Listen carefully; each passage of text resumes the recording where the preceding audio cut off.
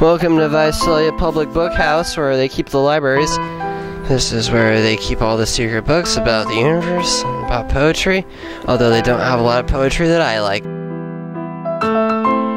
This is my favorite sculpture in all of town, because of the way it curves around. It's sort of like a mothering arbor for all the baby pigeons. When you're inside the library, you have to keep talking to a minimum because everyone's trying to read in here. There's a bunch of jagoffs trying to write books these days. And honestly, I haven't found anything good in the whole place. What is it made out of? Rocks? I mean, this whole thing's made out of rocks. And you got Donald McEgg, and you got Nopes. I just see Nope.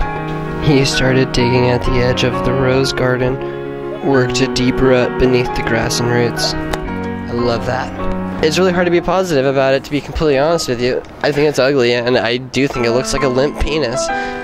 This is where you drop off the media returns, because sometimes they have books on USB drives you'd have known. You just plug in and give them back their gigabytes or whatever. I think he was really onto something with the whole writing of books. And I think there's a lot of words to say out there for people if they want to write about words, and I think it's beautiful. The old-fashioned book drops are sort of a relic of the past. It's just sort of here to, like, let people remember the old days when people used to read on paper.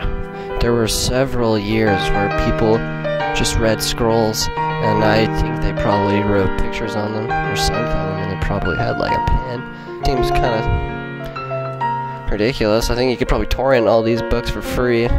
And to this day, several people read books, and sometimes on audio tapes, but they don't drop them in these boxes. This is a tiny statue that I think all at one time looks like a baby Sill, and also a tiny limp penis with a vagina on top.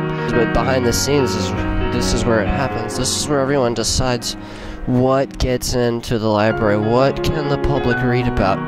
What can you learn? Well, what comes in on the truck? What goes in the dumpster?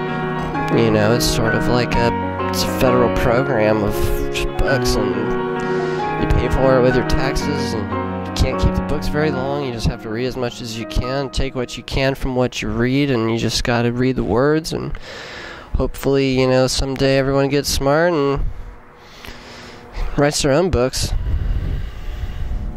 The library.